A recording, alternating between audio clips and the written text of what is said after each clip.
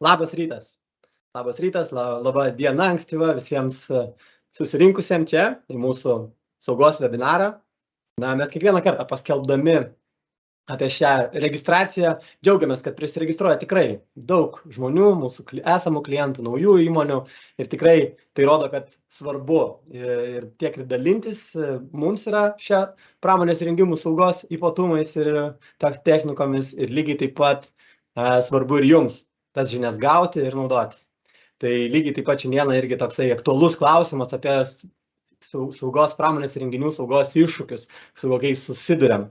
Tai Tomas Išmanovas, saugos specialistas, jau ne vienerius metus, jau ir 7 metų dirba tikslingai šią pramonės įrengimų saugos klausimais ir kasdien susiduria su įvairiomis situacijomis, kada reikia integruoti saugos sprendimus ir kad jie būtų patogus tiek operatoriam dirbantiems, tiek gamybos našumą išlaikytų. Tai, kaip su šiais iššūkiais tvarkytis, dėliotis ir tą saugos integravimą daryti kuo įmanoma sklandesnį ir saugesnį tikrai papasakos Tomas. Dar truputėlį keli tokie logistikos dalykėliai. Šis seminaras yra įrašomas, tai jeigu jūs registravotės, galėsit gauti ir įrašą. Tai bus trukmė 45 minutės ir po jo bus galima užduoti klausimus. Iš tikrųjų, klausimus galite užduoti ir viso seminaro metu, viršuje arba kampe kažkur pas save matote Q&A klausimėlio ikoną, ten užduokite klausimą, mes jį pamatysime ir aš klausimų atsakymų sesijoje įgarsinsiu jį ir Tomas jį atsakys gyvai. Net jeigu ir kažkokių kitų klausimų dėl laiko trukmės nespėsim atsakyti, tai visi registracijos dalyviai gaus ir raštu atsakymus atgal. Tai tikrai neliksit be neatsakytų klausimų. Na ką, dar kartą noriu pasveikinti visus šitaip gausiai susirinkusius ir dar besirenkančius. Tai perduodu žodį Tomui, saugos specialistui, Tomui Išmanovui, kuris ir pristatys apie saugos iššūkius. Sveikas, Tomai.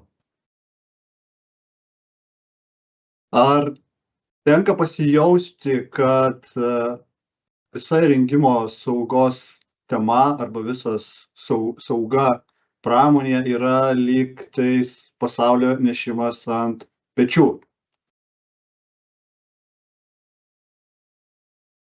Taigi, kaip ir kasdieniniame gyvenime, taip ir jūsų turbūt darbe, ypač kai klausimai ateina apie įrengimų saugą, iššūkiai veja nuolatos.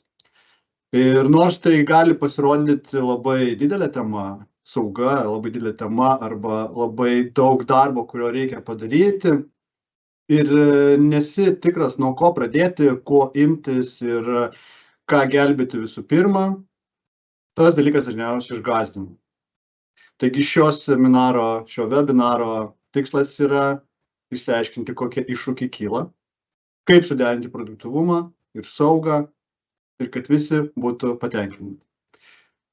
Taigi dar kartą, aš esu Tomas Išmanovas, jau kelis metus, 8 metus gerus dirbame su pramonės įrengimų sauga, tiek konsultavimų, tiek sprendimų parinkimų. Dėl to dažnai susiduriame ir su klausimais, tiksliau galbūt pamatome pavyzdžius, su kokiais iššūkiais susiduriama ir kaip tuos iššūkius galima išspręsti. Tai visų pirma, pradėkime nuo priežasčių. Priežastys yra kelios, matote išvardintus punktus, tai yra dažniausiai pasitaikantis dalykai, kurie kelia nerimą ir kurie pasitaiko, dėl ko būna norima išvengti arba atidėlioti tam tikrus darbus. Visų pirma, tai nežinojimas yra, kas tai yra mašinų sauga arba kam jinai reikalinga, tai yra vienas dažniausių pasitaikančių atvejų. Apie šią temą, nors ir kalbama vis daugiau ir daugiau, ne tik iš mūsų, tačiau ir iš kitų partnerių bei kompanijų, tačiau tai dar tema, kurios išsemti nepavyko, kuri nuolat atsinaujina ir labai sunku sekti tendencijas. Kitas dalykas, dažnas pasiteisinimas, kad įrengimas buvo sukurtas be saugos. Ne vieną esu įrengimą pamatęs ir tikrai jų yra daug, kurie yra sukurti 60-aisiais, 70-aisiais ir taip toliau metais, kai įrengimų sauga buvo, ją žiūrima šiek tiek paprasčiau. Pats įrenginys buvo sukurtas tam, kad atliktų darbą, tačiau kad jisai darbas būtų atliekamas saugus, dėmesio tam buvo skirta mažiau.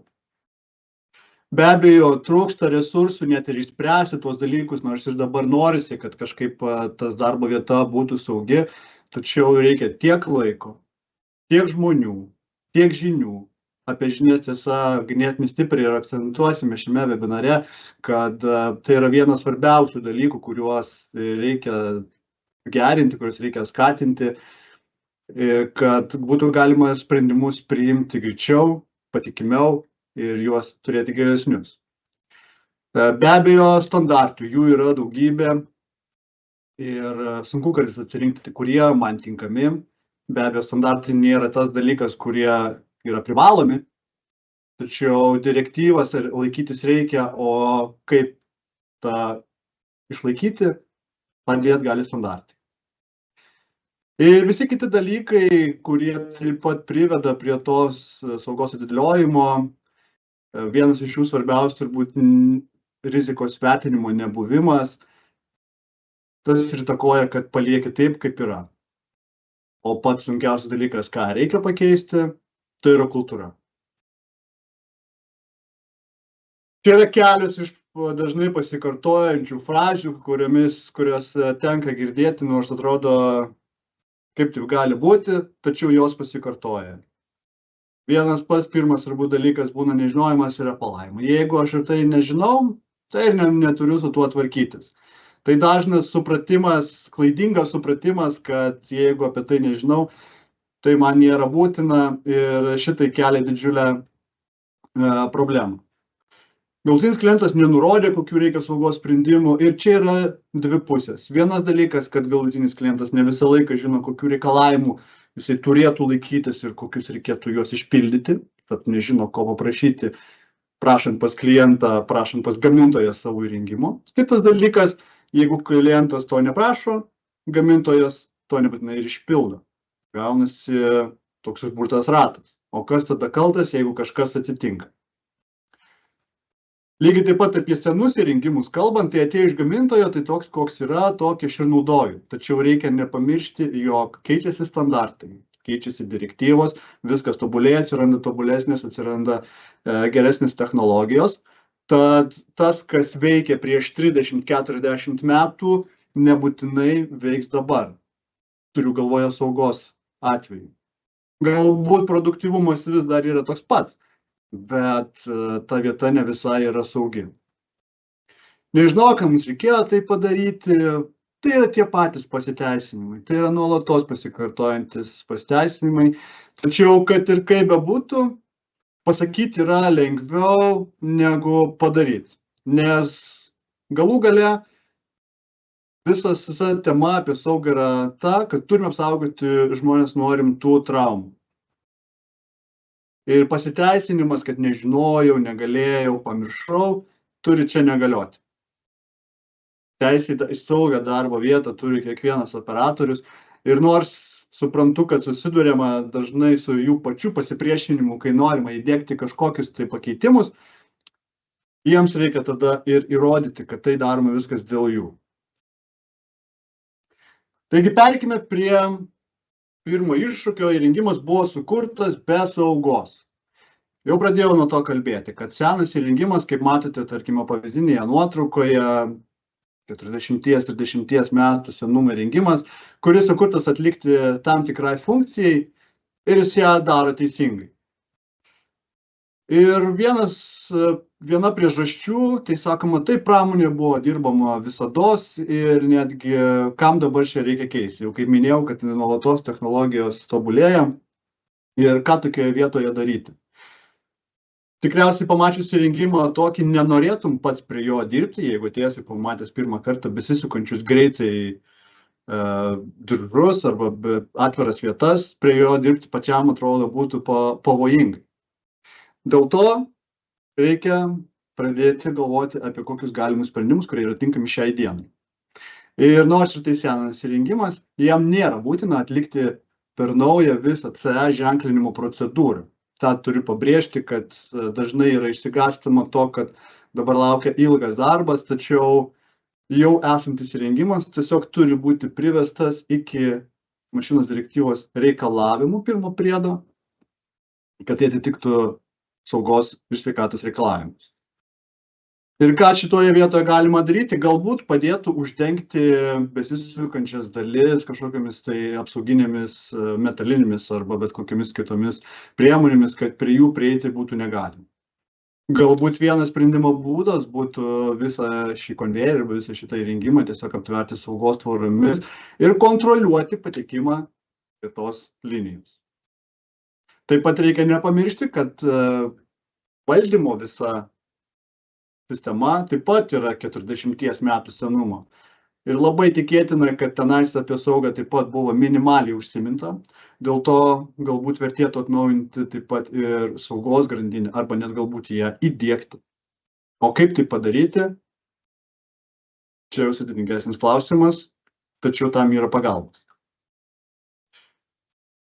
Nors ir atrodo, kad viskas kaip ir būtų galima imtis kažko, bet vienas dalykas, kuris dažnai su kuriuo sutaikome, yra resursų trūkumas. Nekalbu jau apie laiką, kurio visą laiką trūksta ir kurio turbūt sunku surasti papildomim dalykam, kuriuos reikėtų įdiegti, tačiau ir personalo trūkumas. Tiek inžinieriai, jie patys turi užsiimti galbūt einamą, galbūt proceso gamybos priežiūrą ir dar papildomai rasti laiko, kad apsaugotų įrengimus arba įdiegtų kažkokias naujoves, nei žmonių, nei laiko gali neužtekti. Projektuotojų, gamintojų, priežiūros, darbuotojų, operatorių, visų jų darbo laikas yra suskaičiuotas ir jie atlieka savo užduotis. O papildomai skirti tam laiko yra sudėtinga. Ką reikia turbūt geriausiai daryti tokiu atveju, tai būtų planuotis. Vėlgi, tai lengviau pasakyti, negu padaryti. Nes be viso ko, nors ir trūksta tų žmonių, arba trūksta laiko, pats didžiausias tikriausiai trūkumas yra edukacijos trūkumas. Jeigu paklausčiau jūsų, kas dabar stebite mūsų webinarą, paklausčiau, kas iš jūsų baigėte techninius kažkokius mokslus, kolegijas, universitetus, aukštesniuosius, tikriausiai beveik visi pakeltumėt ranką, kad taip baigiam, turim techninį išsilavinimą. O jeigu paklausčiau gerai, o kiek iš jūsų praleidote laiko temoje apie įrengimų saugą, tų rankų turbūt labai sumažėtų. Galbūt net kai kurie pakeltų sakytų, kad 0. Taigi vienas dalykas, ko labai trūksta, tai yra būtent pats supratimas ir šaknys, iš kur atsiranda sauga.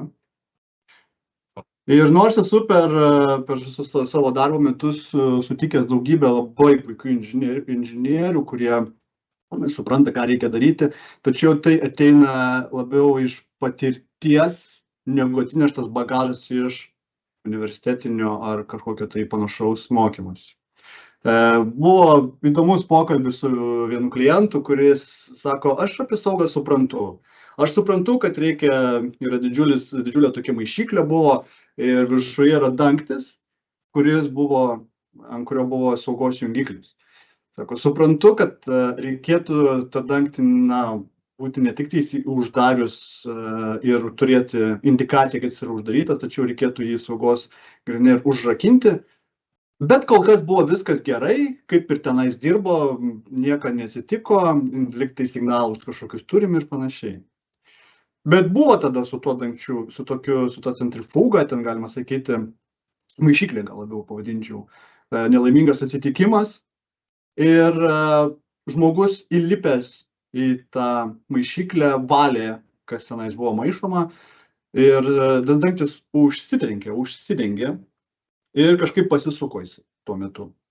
To pasisukimo užteko, kad žmogus būtų įspaustas tarp menčių ir paskui ten, kas toliau buvo, daugiau nebepasakosiu, bet tas atsitikimas baigėsi negerai. Taigi ir nors buvo supratimas, kad reikia apsaugoti ir žinau, kaip taip apsaugoti, kad būtų dar patikimiau, tačiau nebūtinai prie to prieinama, kad galbūt užteks ir to. Galbūt nėra ta rizika tokia didelė. Būtent tos pačios rizikos įsivertinimas turi būti labai atitinkamas.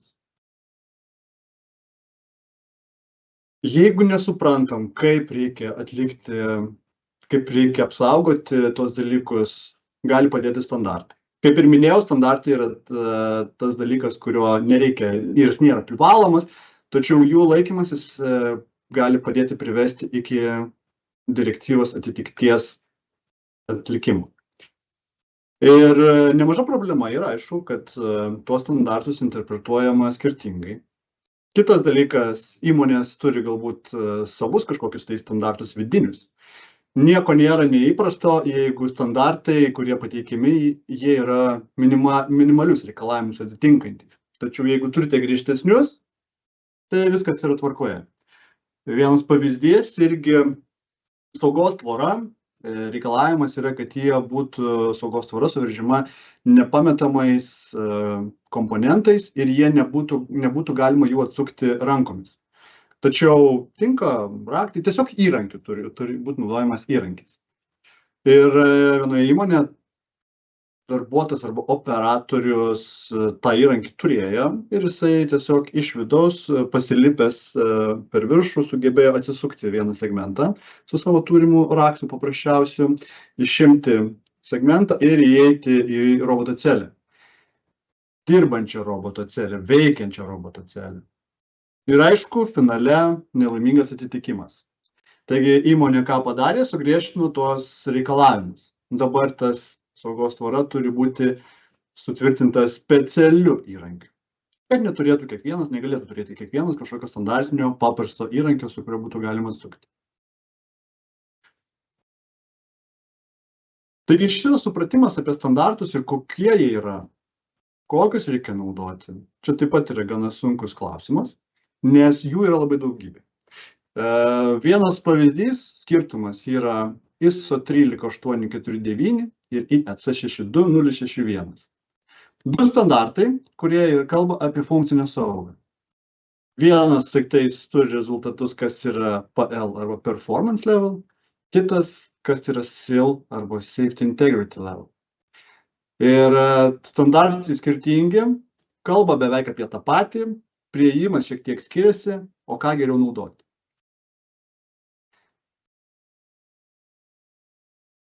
Dar vienas sudėtingas procesas, tai yra pačio įrangos saugos procesų nebuvimas.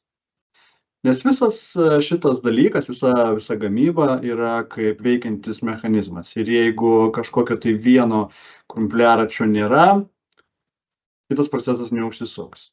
Taigi, jeigu neturite plano, kaip reikia apsaugoti įrengimą, net nebus turbūt prie jo prieinama ir nebus galima pradžios atlikti. Kokia tai darbo apimtis, kiek tai gali užtrukti, koks yra rizikos vertinimo procesas, kas projektuoja šitą visą dalyką. Taigi visą tą procesą, netgi kai galvoji, kad dabar norėčiau, kad mano įrengimas būtų saugus, bet nuo ko pradėti, pažiūrėsiu, kaip sugalvosiu. Šitas trūkumas taip pat yra didelis iššūkis, nes reikėtų visų pirma pradėti nuo planų. Nereikia nepamiršti, kad galbūt reikės kažkokios naujos įrangos arba koks tai turėtų būti produktyvumas, ar jį reikia man našumą padidinti, galbūt teks kažką paaukoti, nes ypač svarbus dalykas yra sauga ir produktyvumas. Jau pradžioje minėjau, kad tai suderinti gali būti labai sudėtinga ir kaip tai išlaikyti. Esu ne vienoje vietoje matęs, kaip pastatytos yra saugos užuolaidos, tačiau jos toj vietoj tiesiog trukdo ir jos vienas su kitas sudėtos ir raišteliais užrištos. Taigi kaip ir saugos funkcija yra, jinai veikia, tačiau tik tais ant popieriaus, nes jinai savo funkcijos pačios netlieka. Taigi jau buvo investuoti pinigai, buvo kažkoks padarytas sprendimas, tačiau jis visiškai nenaudingas. Su kuo labai dažnai susidariu, tai yra neatliktas rizikos vertinimas. Dėl ko reikia atlikti rizikos vertinimą ir kam jis reikalingas? Visų pirma, tai yra tik tais pamatysite, kokios yra grėsmės. Ir tas grėsmės dar svarbiau yra įvertinti skaitiniam reikšmėm. Kam jums tai duoda tos skaitinės reikšmės? Prioritetus. Kuo pavojingesnė yra zona, tuo greičiau reikėtų tą zoną užtverti arba ją tiesiog apsaugoti. O kitu atveju galėsite galbūt pastebėti, kad vis dėlto rizika yra priimtina. Neretai, aišku, pasitaiko tokių vietų, kur produktyvumui tiesiog reikia, kad ten žmogus būtų. Ką tokiu atveju daryti? Gali būti tik vienintelis jų sprendimo būdas yra nuolatos mokyti, nuolatos priminti, kad kur tu operatorių esi, kokioje pavojingoje vietoje dirbi ir nepamiršti neužsnūsti. Nes čia kaip taisyklė pavojingiausi yra du tipai žmonių. Savo patys pavojingi. Tai yra tie, kurie tik ką pradėjo dirbti ir nežino, kokios rizikos ir grėsmės jų laukia. Ir tie, kurie dirba jau 10, 20, 30 metų prie tą pačią įrenginį. Nes jie paprasčiausiai užsnūsta. Jie jau nebevertina tos rizikos kaip jiems pavojingos. Ir be abejo dokumentacija. Visus dalykus, kuriuos darote, visus dalykus, kuriuos atliekate, atnaujinate arba dar kartą prižiūrite, reikia dokumentuoti. Kam to reikia? Kad po jūsų matytų, kas įvyko, su tuo įrengimu, kas buvo daryta, kad patiems galų gale būtų aišku, ką jūs darėte, ką pakeitėte ir ką dar planuojate arba planavote tuo metu pakeisti ateityje. Vienas sudėtingiausių dalykų, kuriuos turėtumėte pakeisti, tai yra kultūra. Tai yra tikriausiai ne vienos, ne 2 savaičių, mėnesių, gal net kelių metų darbas ir ta kultūra keičiasi tiesiog palaipsniui. Nes pasakyti operatoriui, kad žiūrėk, dabar mes padarysime šitą vietą šiek tiek kitokią, šiek tiek tau saugesnė, o jis jau ten dirbo 15 metų, pabandykite jam tai pasakyti, kokios sulauksite reakcijos ir ką jisai tai pagalvos. Tuo labiau, jeigu dar nuo produktyvumo priklauso ir jo atlyginimas. Tai taip pat yra labai didelis iššūkis. Tai visų pirma, reikėtų rodyti, kodėl tai reikalinga. Paprastas pavyzdys. Buvo norima įsivesti, kad lipant laiptais, jie pakankamai yra status, reikėtų tiesiog laikytis už turėklo. Reikalavimas, tiesiog laikykis laiką už turėklo. Nieko sudėtingo, bet žmonės taip jau ten ilgai dirbantis, tik priminti, kad gal net gerelė sumatęs, kaip nuo laiptų nučiužė. Už turėklų besilaikydamas, ir nučiužė į apačią. Ką reikia daryti tokiu atveju, arba ką galima pabandyti padaryti, tai yra surasti tam tikrą žmogų, kuris yra, kaip pavyzdys, arba kuris yra gerbiamas ir kuris yra kaip sąsaja tarp operatorių ir, sakykime, vykdančios kažkokios ar tai valdžios, ar tie, kurie atsakingi už visą tai. Ir jisai turėtų pradėti rodyti pavyzdį, kad matytų jį, kaip jisai taip daro, ir galėtų patys tada, jeigu jisai daro, reiškia, taip iš tikrųjų yra nebereikalo. Taigi, tokį turinti pagarbą žmogų, turbūt jam reikėtų nuo jo pradėti ir jį tikinti, kam to reikia ir kokią naudą tai duoda. Galų gale galima užduoti paprastą klausimą. Jeigu turite įrenginį, kuris jums neduoda ramybės, bet sakote, ten viskas kaip ir gerai, žmonės dirba, nieko neatsitinka. Bet ar prileistumėte savo artimą prie tokio įrengimo? Ar jaustumėtės ramus, jeigu ten dirbtų jūsų kažkoks artimasis? Jeigu ne, tai kam tada reikia leisti kažkam kitam dirbti prie jo? Nors ir jis yra mokytas, tačiau visą laiką, kaip ir sakiau, darbe pasitinka bet kokiu atveju. Geras pavyzdys buvo, pasakojo apie, kaip 2 skirtingi fabrikai atrodo. Vienas fabrikas gaminantis tam tikrą produkciją yra senas, o kitas buvo pastatytas 2020 metais Vokietijoje. Ir tenais turėjo stažuoti to seno fabriko žmonės į tą naują. Ir sako, koks yra skirtumas? Dabar visa ta produkcija yra uždarytame, permatome garde, galima taip sakyti. Grindys yra švarios, lygios, blizga, geras apšviestumas ir viskas žiūri, kaip viskas vyksta tiesiog už uždaryto gardo. Ir pas mus. Laša derva kai kur garai praeina, skiedros laksto ir tokie visokie kiti dalykai. Be abejo tamsu, nepatogus pastatas. Taigi, nors aš neraginu, kad viską dabar atsinaujinkite, padarykite kažko naujo, tačiau saugi darbo vieta, maloni darbo vieta visai kitaip įtakoja ir pačią darbo kultūrą. Pačiam norisi jausis kažkaip atsakingesniam prieš tokius dalykus. Taigi, kaip tos iššūkius įveikti vis dėlto? Visų pirma, reikia susikurti strateginį planą. Taigi, kokia yra vidaus politika, kokie standartai, kaip apie tai minėjau, ar ne, kaip pasiekti tą atitikti ir kaip tęsti. Reikia nepamiršti, kad sauga yra tęstinis periodinis darbas. Nereiškia, kad vieną kartą atlikote, vieną kartą padarėte, ir dabar jau galima šitą vietą pamiršti. Nuolatinė priežiūra, periodinė pasižymėjimas, kad dabar kas metus, kas du, kas kažkiek laiko atliekama kažkokia priežiūra, jums gali padėti išlaikyti tą lygį. Paprastas pavyzdys, netgi e-stopas, paprastas avarinio stabdymo mygtukas, pabandomas kartą per metus, ar jo funkcija veikia, ir kartą per pusę metų, pakelia saugos lygį. Pabandymas kas pusę metų, jeigu jisai sujungtas dviem kanalais ir taip toliau, jo funkcijos išbandymas pakelia patikimumo lygį. Taigi visą tai ir su visa kita sauga. Toliau mokymasis. Noriu labai stipriai pabrėžti šitą dalyką, kad visi mokymai turėtų būti taip pat suorganizuoti, turėtų būti nuspręsta, kas turėtų, kaip turėtų būti išmokinti ir ta kultūra įvesta būtent tokiu principu.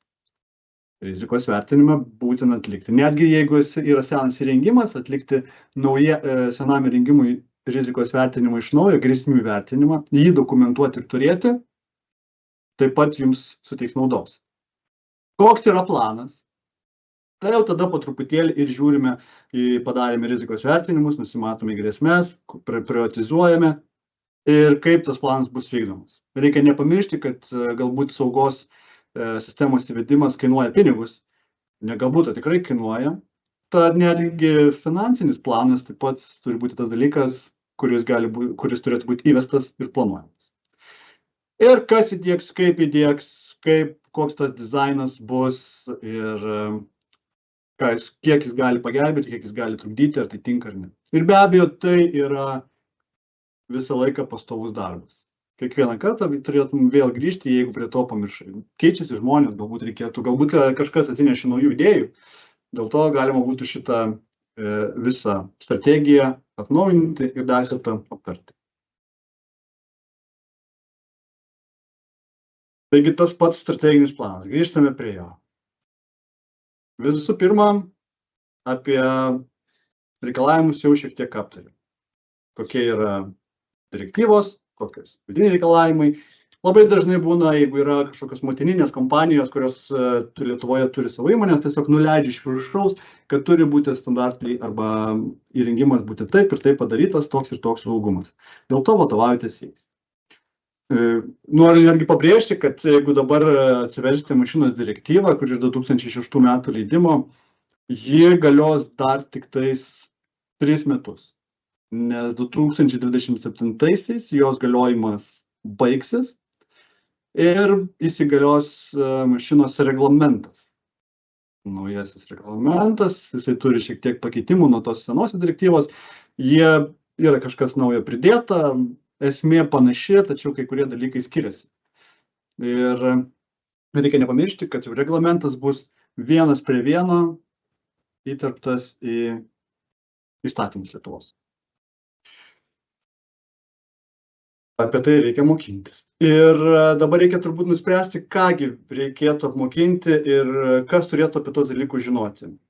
Labai dažnas atvejis, kad kai yra saugos ir sveikatos specialistas, yra tokia susidariusi nuomonė, kad jisai turėtų viską žinoti. Tačiau visko žinoti juk yra neįmanoma. Sveikatos saugos specialistų reikia žinoti apie darbuotojų saugą, apie gaisrinę saugą, net ir apie tą pačią įrengimų saugą. Vienam žmogui to aprėpti ir dar pildyti dokumentus yra neįmanoma. Dėl to raginu atsirinkti, koks personalas turėtų būti apmokomas. Galbūt tai yra kažkokie inžinieriai, kurie turėtų susifokusuoti labiau į įrengimų saugą ir naujų sistemų įdiegimą. Kažkokie priežiūros specialistai, operatoriai, galbūt jiems užtektų tiesiog kaip naudotis su įrengimu ir periodiškai jiems apie tai priminti.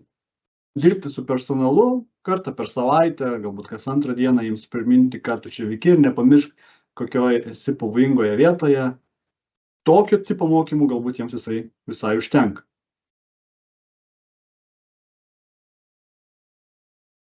Kitas labai svarbus dalykas, aišku, yra rizikos vertinimas. Toksai paprastas pavyzdys, rizikos vertinimas atliktas, įrengimas yra, atrodo, saugus ir ar visos rizikos buvo tikrai įvertintos. Uždengtas visas įrengimas ir vienu momentu tušinukas operatoriui, ar ten lygtais buvo kažkoks tai priežiūros kažkoks specialistas, žodžiu, ir jam pakrito tušinukas po įrengimo.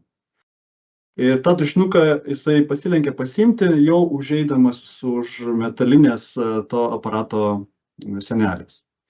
Paėmė tą tušinuką ir šiek tiek kilstelėjo pirštus, o už tos sienos yra besisukantis krumpliaračiai. Šita rizika buvo neįvertinta, nepažiūrėta ir šita grėsmė buvo nepašalinta. Pirštai, aišku, buvo sudraskyti. Taigi visas grėsmės, nors ir kaip tai atrodo, yra sudėtingai įvertinti, tačiau reikia pasistengti jas nepraleisti. Ir dėl to rizikos vertinimas rekomenduojama, kad būtų daromas komandoje, kad ją būtų įvestas operatorius, inžinierius, saugos specialistas. Visi, kas prie įrengimo prieina ir kas sprendžia, kaip įrengimas turi veikti. Nes tik jie mato, vieni mato vienas rizikas, kiti mato kitas rizikas. Taip pat tas grėsmės, jau minėjau, reikėtų įsivertinti skaitiniam reikšmėmis. Taip jūs pamatysite, kokia grėsmė yra didžiausia, ką reikėtų sumažinti ir kiek reikėtų sumažinti. Tinka be abejo ir neretai naudojamas tiesiog spalvų spektras, būna raudona, geltona ir žalios rizikos.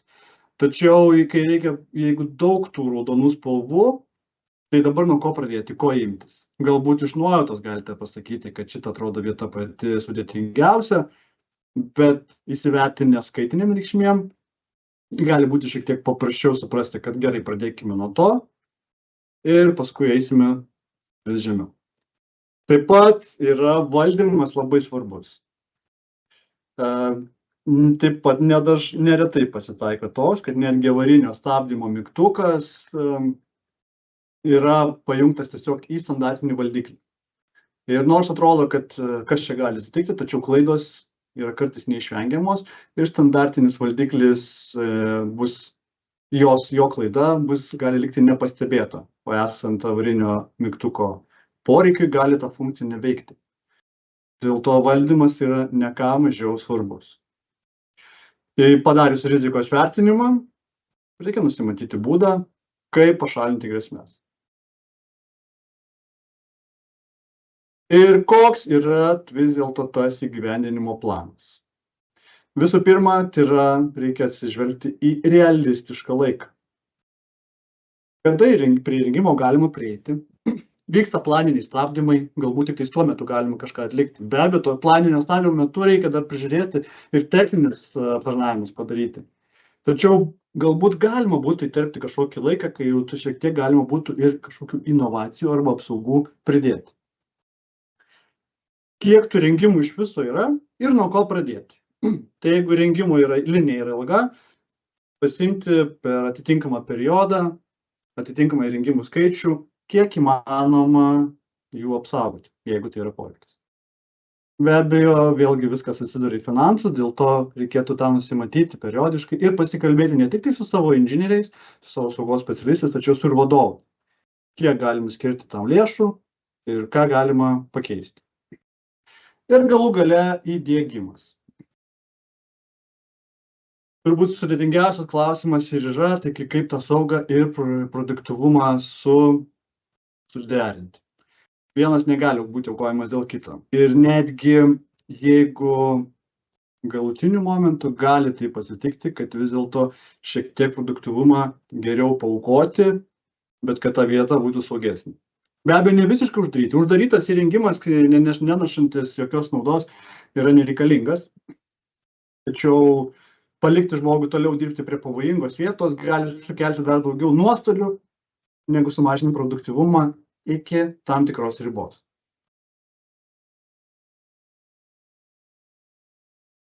Ir dabar kaip tos sprendimus reikėtų priimti? Yra sprendimų hierarchija. Galbūt teko jau girdėti, čia yra iš 12100 standarto paimta hierarchija, kaip grėsmės pašalinti naudojant tam tikrus procesus. Visų pirma, grėsmę pašalinti projektuojant yra pats geriausias, pats našiausias būdas. Jeigu dizaino projektavimo rengimo metu pašalinsi bėdą, viskas ok. Jeigu rengimas yra senas, turbūt nieko nelieka kito daryti, kaip naudoti mechaninius, elektroninės apsaugas ir stengti sumažinti riziką iki minimalios. Dažniausiai pašalinti rizikos visiškai nepavyks ir kažkokios liekamosios grėsmės išlieka. Dėl to, ką reikia padaryti papildomai, tai galbūt įdiegti spėjimuosius ženklus, instruktuoti žmonės, įdiegti šviesinės garsinės sirenas, kad būtų matoma, kai kažkas atsiduria pavojingoje zonoje, kai žmogus yra viduje arba kaip prieinama prie pavojingos zonos. Ir netgi galima nebijoti to, kad liks rizika, tačiau rizikos vertinimo ataskaitoje turite pažymėti, kad jūs susipažinote su liekamosiomis rizikomis, jos yra tokios. Padarėme viską, kas mūsų galėjo, kad galėtume jas sumažinti iki minimumo, instruktavome žmonės, tačiau dirbame taip toliau. Taigi mes jau praėjom pro priežastis ir kaip apeiti šitos iššūkius. Dar kartą pažiūrėkim, kokios tos priežastis yra ir kaip jas įveikti, kaip tos iššūkius vis dėlto pasistengti ir įveikti. Taigi, kai nežinai apie įrengimų arba mašinų saugą, nepriimti tokį nepakeičiamą dalyką. Čia yra tas pats, ką jau minėjau, ką akcentavau, yra švietimas, mokymasis ir mokymas kitų. Taip pat saugos kultūros kūrimas, nors ir tai, kaip ir minėjau, sunkus dalykas padaryti, tačiau žingsnis po žingsnio tą atlikti galim. Pradėti nuo paprastų dalykų, kaip darbo drabužių dėvėjimas. Tai dažniausiai būna įvesta tos įmonėse, bet ne kartą susidūrė su to, kad patys operatoriai sako, man šalmų karšta, man nepatogu, man akiniai rasoja, batai šitie, kurie su apsauginiais, tais viršumėtų apsauginių, sako, jie nepatogus trina. Tai galbūt padaryti kažką patogiau. Galų gale, galbūt netgi ir šiek tiek versti juos tai daryti, nes šalmas būna neretai užsidedamas tada, kai pamato, kad ateina saugos specialistas. Jeigu įrengimas buvo sukurtas be saugos, galbūt vertėtų jau netgi peržiūrėti jo veikimą. Ne tik tais jį apsaugoti, bet galbūt ir yra sprendimų, kurie yra naujesni, kad galbūt net padidintų ir jo našumą. Jeigu tokios, galbūt kažkokios naujos technologijos, kur galima įdiegti papildomas priemonės, kurios padarytų įrengimą ir saugesnį, ir našesnį. Toksai irgi pavyzdys yra paprastas, tarkim, standartas EN319, tai yra konvejerių standartas. Jame net yra pažymėti, kokie yra saugus greičiai ir galbūt galima būtų į tai atkreipti dėmesį, kad netgi sulėtinus iki tam tikro greičio įrengimą, galbūt net nereikėtų jo papildomai apsaugoti, bet prie jo būtų galima dirbti daugiau rankų, galbūt prie jo galima pastatyti kažkokius tai kitus dalykus, kurie padėtų tam įrengimui šiek tiek geriau dirbti.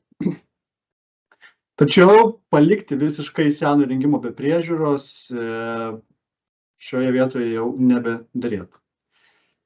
Resursų trūkumas, tai nusistatykite pirmą prioritetinius darbus. Jau minėjau, jeigu įsivertinate skaitiniam reikšmėm rizikas ir grėsmės, tos skaitinės reikšmės jums gali pradėti prioritizuoti grėsmės, kas reikia pašalinti.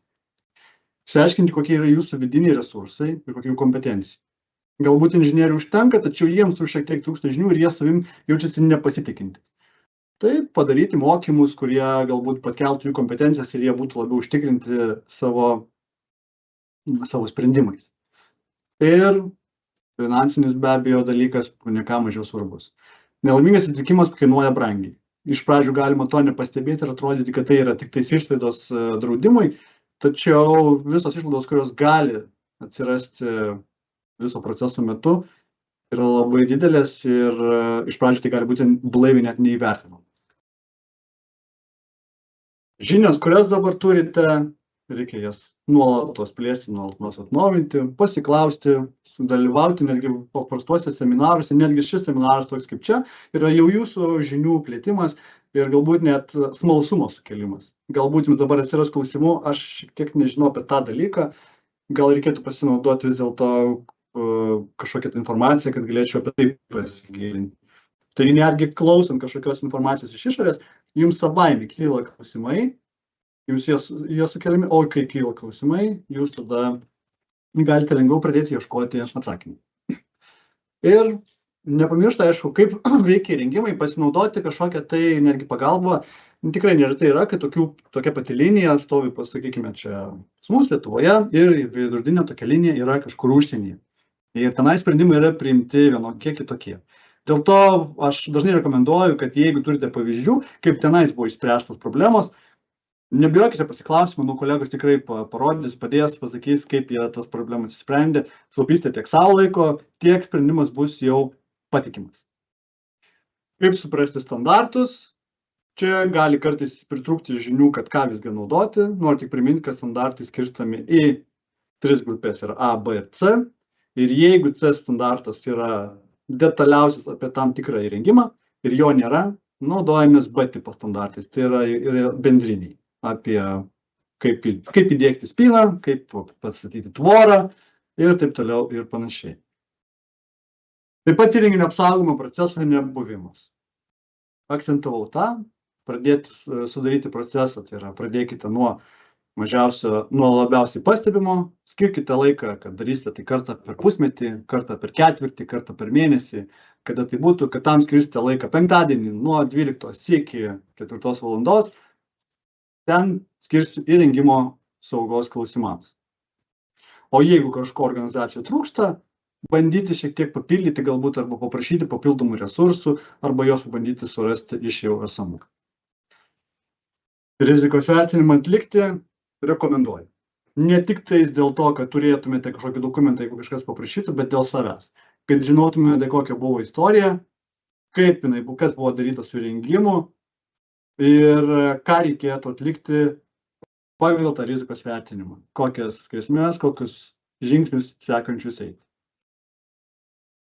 O kultūra, galų gale. Jeigu neišeina gražiai susitarti, galbūt netgi kartais reikėtų ir kažkaip ir paskatinti kitokiom priemonėm.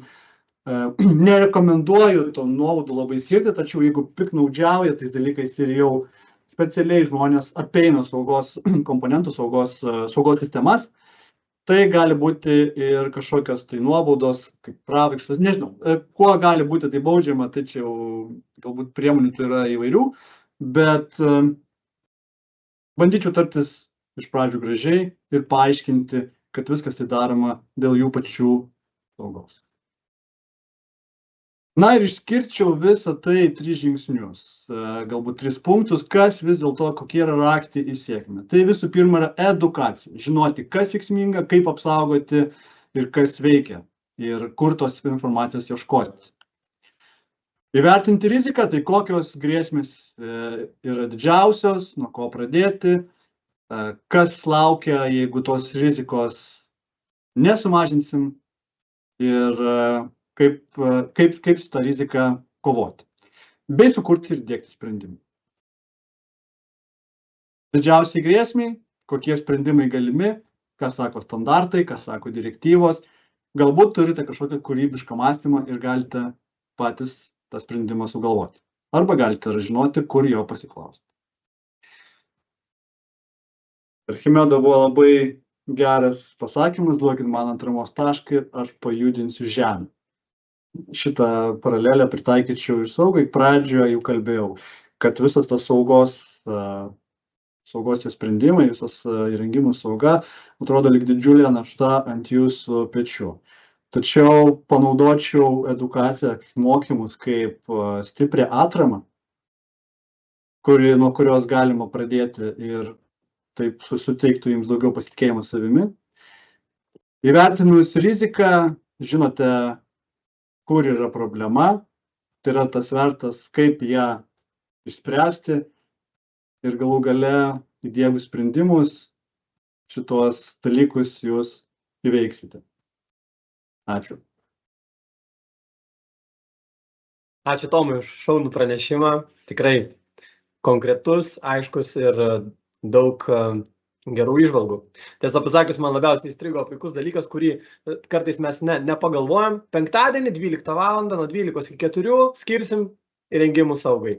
Ir tikrai tuo metu, kai skiri dėmesį, kyla ir klausimai ir atsiranda vietų, kurias reikia spręsti. Nes galų gale sauga nėra kartais akivaizdžiai matomas dalykas. Šaunu, pereikime prie klausimų atsakymų sesijos. Jau dabar mes matom, kad turiu kelis klausimus, taip pat ir padėkos, kad šaunus seminaras, viskas labai susisteminta, tai džiugu. Ir toliau galite uždavinėti klausimus, o aš pradėsiu po vieną įvardinti ir Tomai tau, kad atsakytum. Klausia žmogus, ar yra kažkur idėjos ar gandai, kad galėtų įstatymiškai priimti, kad mašinos įrengimai atitiktų saugos reikalavimus. Girdėjau, kad Skandinavijoje įstatymų tai buvo priimta visai nesenai ir tai ir labai atsigavo šis sritis, nes darbdavys nenori mokėti išmokų susitraumavusiam darbuotojui iki gyvenimo galo. Ką tu apie tai pakomentuotum? Mašinos direktyva yra tiesiogiai priimta į Lietuvos įstatymus. Ir direktyva yra įstatymas, kurio reikia tiesiog laikytis. Ir ten yra pasakyta, kad įrengimas turi būti saugus. Mašinos direktyvos pirmas priedas pasako, kokie turi būti reikalavimai išlaikyti.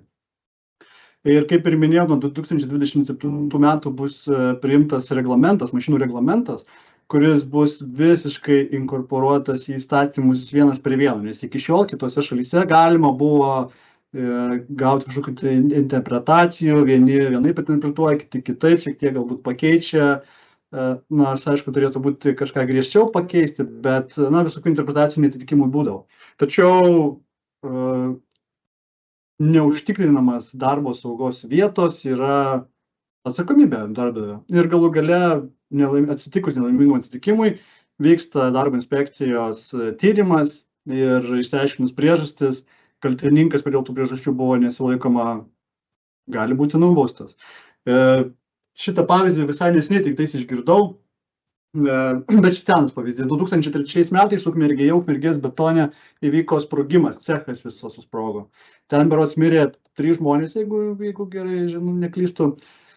Ir įvyko tada tyrimas po to sprogimo ir 3 žmonės buvo nubausti realia laisvės atėmimo bausme. Aš nežinau, ar jie realiai sėdėjo, galbūt tai buvo lygtinai padarytas, paskui galbūt jie kalėjime tokiam nesėdėjo, bet jie gavo baudžiamą atsakomybę, tai yra direktorius, technikos direktorius ir saugos tas specialistas, tas darbas, saugos ir sveikatos vadovas, ar kaip jį pavadinsi. Tai berods šie 3 žmonės, gal techninis specialistas, gal paskui kažkaip ne tai buvo, bet žodžiu, bent 2 žmonės gavo realią laisvės atėmimo bausmę už saugos ir sveikatos reikalavimų nesilaikymą 2003 metais. Taigi dabar įstatymai ir direktyva jau yra inkorporuota į mūsų įstatymus ir yra dar griežtesnė. Griežtesnė tiek, kad darbo vieta turi būti saugi. Ačiū Tomui už atsakymą. Taip pat turim dar klausimą. Jeigu atliekama įrangos dalinė modernizacija ir jinai atliekama ne paties gamintojo ir pasikeičia vienas iš parametrų, kurie yra pateikti CE lentelėje, kaip atnaujinti CE lentelę ar ją papildyti naują? Jeigu atliekate modernizaciją ir ji pakeičia parametrus tokius, kad rizika pasidaro arba didesnė, arba jų atsiranda daugiau, jūs tampate įrangos gamintojui ir jums reikia naują lentelę pasidaryti. Kaip padaryti lentelę yra taip pat mašinos direktyvos, jeigu neklysiu, 7 priede. Tai reiškia, jūs tampate įrengimo gamintojui dabar jau ir visos rizikos vertinimas, visas C ženklinimas jau yra jūsų atsakomybė. Jūs tampate atsakingas už tą įrenginį. Ar tai yra svarbi arba kaip reikšminga ar nereikšminga modifikacija, šitame naujajame mašinos reglamente nuo 20, jisai jau galioja, beje, tas mašinų reglamentas, tik tai dabar yra perėjimas laikotarpis. Apie tą reikšmingą modifikaciją jau yra išskirta ir šiek tiek daugiau apie jį aprašyta, kada tampate šituo gamintoju, kada tiesiog ta modifikacija nereikšminga ir tiesiog jūs galbūt kažką patobulinate, bet nieko nepakeičiate, papildomų grėsmių nesukuriate. Ir tokio vieningo atsakymo nėra, kad ką padariau ir dabar jisai yra reikšminga ar ne, bet tikriausiai labiausiai padėtų tai, kad jeigu pastebėjote, kad grėsmė pakilo arba atsirado kita grėsmė, senasis C ženklas nebegalioja, darote jį per naują, su visų procesu. Tai čia kaip tik dar žmogus papildomai ir parašė, ar paliekate senąją lentelę, tai iš principo ne, būna naujas ženklinimas ir naujas rizikos. Tai yra naujas įrengimas. Šaunu, ačiū tau už atsakymus. Taip pat yra dar klausimas, ar vykstate įmonės konsultacijomis? Taip, tai mes iš tikrųjų vyksta tos procedūros. Gal tada Tomai trumpai papasakosi, kaip atrodo tos konsultacijos saugos, kada važiuoji į įmonės? Taip, konsultacijos metu pasivaikštom iš pradžių per prie tų įrengimų, kurie jums kelia klausimus, kur ne visiškai aišku, ar reikėtų kažką čia daryti, ar nereikėtų kažko čia daryti. Būna net neretai abejonių, mes esame čia kažkokią procesą pasidarę, bet nesam tikri, ar jis teisingai. Ir beje pastebėsiu, kad tuos procesus, kuriuos įmonės daro pas save, jie yra labai geri. Geriam kelyje yra tiesiog kažkokios abejonės kyla, kad galbūt ne taip reikėtų. Žiūrėkit, pagal raidę kažkokio tokio vieno tiesaus kelio nėra. Yra tokie gairės, kaip reikėtų, ką reikėtų padaryti ir kaip tai reikėtų padaryti. Tačiau priėjimas prie to galutinio varianto gali būti įvairus. Ir tikrai pastebėjau, kad dokumentacijas pildoma, kažkokie žurnalai, periodiniai netgi patikrinimai daromi. Tiesiog abejonės kyla, ar aš tai gerai darau, ar tai reikia daryti ir ką dar galėčiau papildomai daryti. Taigi, tokių konsultacijų metu apžiūrim, kokioj tas įrengimas yra būsenoj, kokios galbūt kylančios grėsmės, pažiūrint su akimis žmogaus, kuris kiekvieną dieną su to nesusiduria ir mato galbūt kitas grėsmės, kurių jūs nepastebėjote, kai tenais dirbate kiekvieną dieną. Ir pasišnekam tada tuos patarimų, galbūt jeigu reikia, kaip atlikti tą rizikos vertinimo formą kažkokią turėti, galbūt arba kur ieškoti tos informacijos, arba kokio reikėtų saugos sprendimo tenais tose vietose. Nesigirdėjom tavęs.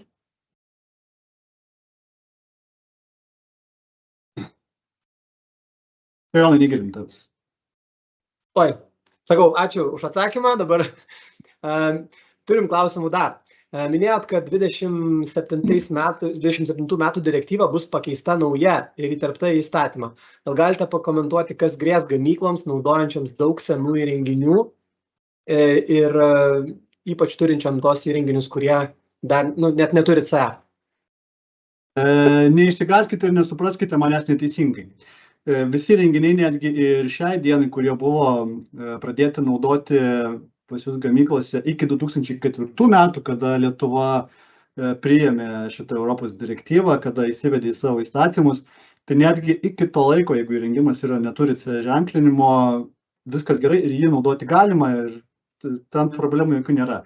Jums tiesiog reikia pasinaudoti tai direktyvos pirmo priedo reikalavimais, kad būtų privesti iki saugos ir sveikatos tų reikalavimų, tiesiog apsaugoti, kad įrengimas būtų saugus, bet jums nereikia pereiti jokio proceso CE ženklinimo. Lygiai taip pat su ta nauja direktyva. Jinai bus, ar yra, sakykime, reikalinga naujai kuriamams arba naujai į Europos rinką pristatomams įrengimams. Jie turės atitikti pagal tuos direktyvos reikalavimus, atitinkančius reikalavimus. Tačiau netgi dar neskubėčiau tuo naudotis, kadangi harmonizuoti šitie pritaikyti standartai šiai direktyvai, 2006 metų direktyvai, tinka, tačiau naujai direktyvai jie turi būti dar kartą peržiūrėti ir jie dar nėra harmonizuoti pagal tą naują direktyvą, dėl to aš neskubėčiau apie tai, aš tik tais pasakiau, kad jie jau galioja, jie galima naudotis, tačiau jeigu kuriate kažkokią naują įrangą, jūsų vietoje aš dar naudočiausi šitą esančią galiojančią 2006 metų direktyvą. Nors galbūt atkreipčiau dėmesį apie vieną svarbų pakeitimą, tai yra kibernetinė sauga. kas 27 metų direktyvoje jau akcentuojama ir ką jau reikia atkreipti dėmesį ir tai bus reikalavimas. Tai kibernetinė sauga yra ganėtinai nauja, šviežia tema, apie kurią, nepamirškite, atkreipkite dėmesį, jeigu kūrite įrangą, o su sena įranga, tai jums tiesiog reikės jos taip pat privesti prie atitinkamo lygio, tačiau papildomų procesų atlikti nereikia, ženklinimo ir galite nebijoti bei drąsiai naudoti įrangą, tiesiog saugiai. Šaunu, ačiū Tomai už atsakymą. Dar turim kelis. Kaip teisingai turi būti pajungti e-stop mygtukai? Minėjote, kad per valdiklį negalima, nors tai greitesnis sustabdymas judančių dalių negu srovės išjungimas. Kokie galimi variantai ir sprendimai? Taip, varinio stabdymo mygtukas visų pirma yra antrinis saugos sprendimas. Jisai negali būti naudojamas kaip pagrindinis įrenginio stabdymo mygtukas. Jisai turi būti tik tais avariniam atveju, dėl to ir yra žodis. Dabar koks yra teisingas prijungimas? Priklausomai nuo to, koks turi būti lygis, koks yra pavojingumas, jūs įsivertinate, kaip tas įrengimas greitai sustoja, įsivertinate, kokios yra rizikos ir pagal, kaip minėjau pradžioje, yra PL, Performance Level arba Safety Integrity Level pagal skirtingus standartus, kokio reikia saugos to lygio. Ir valdymas turėtų būti, pats patikimiausias, turbūt vienas dalykas yra 2 kanalai, 2 normaliai uždari kanalai mygtuke. Ir jisai yra valdomas per saugos rėlę arba per saugos valdiklį, kuris atjungia judančią dalį. Sakykim, ten kontaktorius arba jisai prijungtas prie dažnių keitiklio. Tai būtent nuspaudus mygtuką, saugos rėlė momentaliai duoda signalą jau į aktuatorių. Ir šitas yra pats patikimiausias. Netgi, jūs sakote, kad greitai galima, jeigu tiesiai e-stopą pajungti į kontaktorius ar patį dažnių keitiklį. Problema yra ta, kad saugos rėlė arba saugos valdiklis, jisai nuolatos dar stebi šito e-stopo būseną. Ar kontaktai yra tvarkingi, ar abudu kanalai veikiantys, paduodant nuolatos impulsinius signalus, jį testuodamas. Dėl to pajungti tiesiai galima ir jis atjungs galbūt, bet jūs nežinote, kokia yra būsena tos saugos funkcijos, jeigu nenaudojate saugos rėlės arba saugos valdiklio. Tai jinai yra tam, kad stebėtų pačio mygtuko būseną ir visos grandinės būseną. Tad dėl to standartinis valdiklis netinka. Ir netgi kompiuteris mūsų paprastas, jeigu naudojam kasdieną, jisai būna tiesiog iš nieko krešina, ar ne? Kažkas atsitinka, jis tiesiog sustoja. Taip atsitikus valdikliui galbūt arba tiesiog kažkokiai funkcijai viduje kažkokios atsitiko klaida, gali likti nepastebėta ir jos funkcijos neturėsi net to nežinodami. Dėl to saugos valdikliai arba saugos rėlės yra skirtos išlaikyti saugos funkcijos nuolatinį stebėjimą. Super, ačiū tau, Tomai. Matau, dar turim porą minučių, dar spėsim dar vieną klausimą atsakyti, nes tikrai, manau, svarbus. Ar būtinas CE ženklinimas, jei įmonė gamina įrenginius tik savo ir tik savo jos naudoja viduje? Kaip suprantu, žalos atveju atsakomybė vis tiek tenka tai pačiai įmoniai. Kokią naudą tuomet neša CE? Geras klausimas. Visų pirma, taip. Jeigu net ir savo naudoji, turi pasiženklinti CE. Bet mano klausimas jums. Jeigu jūs pasižymėjote įrengimą CE ženklu, tai reiškia, jūs atlikote rizikos vertinimą, ar ne? Jūs jį apsaugojot ir jūs padarėte viską, kad tas įrengimas būtų saugus naudoti. Tai ko bijote tada, kas neramu? Jeigu CE ženklas uždėtas yra ant įrengimo tik tais tam, kad jisai turėtų tą lentelę pagamintas, bet kaip ir uždėtas lentelę, šitas tada nelaimingo atsitikimo atveju tyrimas gali įvykti ir sakyti, tai dabar inspektorius teina, tai parodyk man tą rizikos vertinimą, ką tu čia padarei. Neturiu. O tai kodėl čia viskas atvira?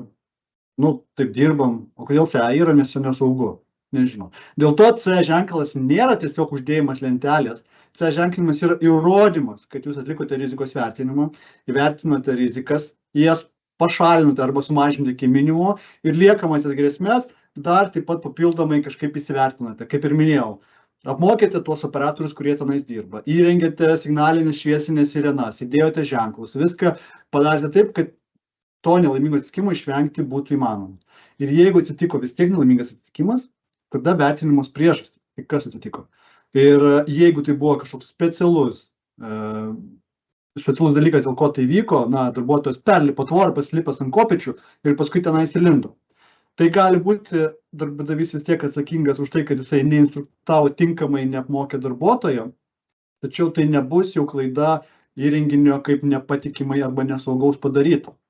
Jūs padarėte viską, kad būtų rizikų išvengta, o jau kad su darbuotoju nesusitarėt, čia jau turbūt kitos atsakomybės ir kiti galbūt straipsniai, tiksliai nežinau, kas ten pateisinęs tos dalykus, tačiau įrengimui padarėte viską ir tas ženklas tą įrodo. Tai yra pasas, kad tas įrengimas yra saugus ir su juo buvo viskas padaryta. Šaunu. Ačiū tau, Tomai, labai ir ačiū visiems dalyviams už žiūrėjimą iki pat galo ir lygiai taip pat už užduotus klausimus. Jeigu dar kils kokių nors klausimų, tai užduokite juos ir elektroniniu paštu, susisiekit su Tomu Išmanovu, jis jums padės ir jūsų konkrečiuose sprendimuose, tai vis tiek ir jo kontaktus turite, nes gavote registracijos nuorodą, prie kurios čia jungiatės. Na ir ačiū dar kartą sudalyvavusiems ir iki susitikimų kituose seminaruose, webinaruose ir lygiai taip pat prie jūsų įrengimų, darant juos saugesnius. Iki. Ačiū Jums. Viso.